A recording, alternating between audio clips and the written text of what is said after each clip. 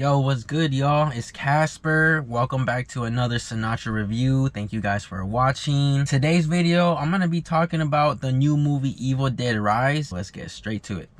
Evil Dead Rise is a 2023 film. It's rated R and it's an hour and 36 minutes. It's directed by Cronin and written by Cronin. Starred by Mirabai, Pease, Richard Crouchley, Anna Marie Thomas, Lily Sullivan, Alyssa Sutherland, Morgan Davies, Nell Fisher. From the beginning, this movie really had a loud sense feel. I really liked the camera work straight right away. I thought it was very crispy, high def resolution film. This movie was actually going for the HBO route, so it was going for straight platforms instead of the movie theaters, and that was insane knowing about that before watching this movie. I'm glad that they didn't go that route. This is definitely a movie from the jump to go watch in the movie theaters. I thought this movie in general from the beginning is why movie theaters are enjoyable. Started off the movie right away with all that gore and that crazy freakiness. A great introduction. A lot of people who don't watch horror movies or aren't used to that pace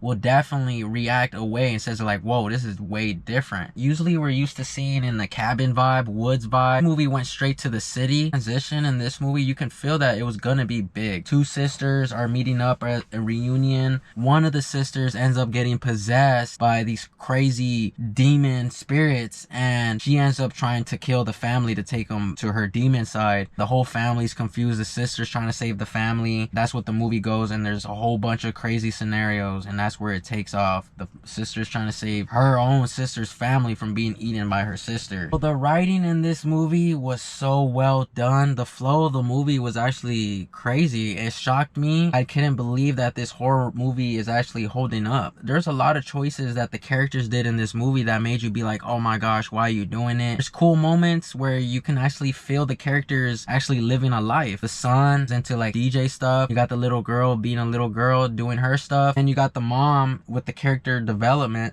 You see the mom just trying to be a mom as well. So the standout for me in this movie is Alyssa Sutherland. She's the mom in this movie, and then she ends up being the possessed demon in here as well. I enjoyed her performance because you see all that just completely flip. Her acting was very creepy. There was many tense moments with her where you're like, oh my gosh, like that's crazy. Her look made the whole atmosphere even more frightening. So when the camera ended up showing up and showing her, it was very creepy. The doorbell shot where you see what's happening outside in the hallway, super crazy how they set that up. Whole shot is super dope, creepy, and added to the movie. So they're creative with this movie, which I enjoyed, and that was a crazy shot. The soundtrack in the movie made this movie stand out as well. It backed up the movie a lot. There's some CGI and some practical effects where I appreciated that. Visual effects on the CGI, didn't mind it at all. It felt that it was all needed, and they took advantage of all the necessary stuff they needed to make this movie pop. The violence in this movie, very brutal. Crazy scene in this movie where you see a cheese grinder, how they use it in the movie, insane. I couldn't believe how they did that. Cinematography, absolutely insane. It's definitely an inspiration because I feel like these people could do very good Western, good mafia, just good feel movies where the environment doesn't have to just be in the woods. They could choose a city like they did in this one, and it took advantage of the environment. I'm definitely looking how they floated. They used a lot of creative angles to flow this movie. It wasn't just one angle, which was insane and dope. Nell Fisher, there's moments in the movie where she was shining, not for the moments where like, wow, she's like the star of the movie, but like more of like the writing and her acting flowed very good in that atmosphere. The whole flow, all the characters are good. The other sister, who's played by Lily Sullivan, plays the character Beth. I thought her acting was good as well. She had that look of being just creeped out, knowing that her environment is like, what am I even doing in here? The son Danny, I enjoyed his performance as well because he added that feel to that family. Like I said, it's all about the writing here that really helped these characters and the acting as well. So they all did a good job. The ending scene was actually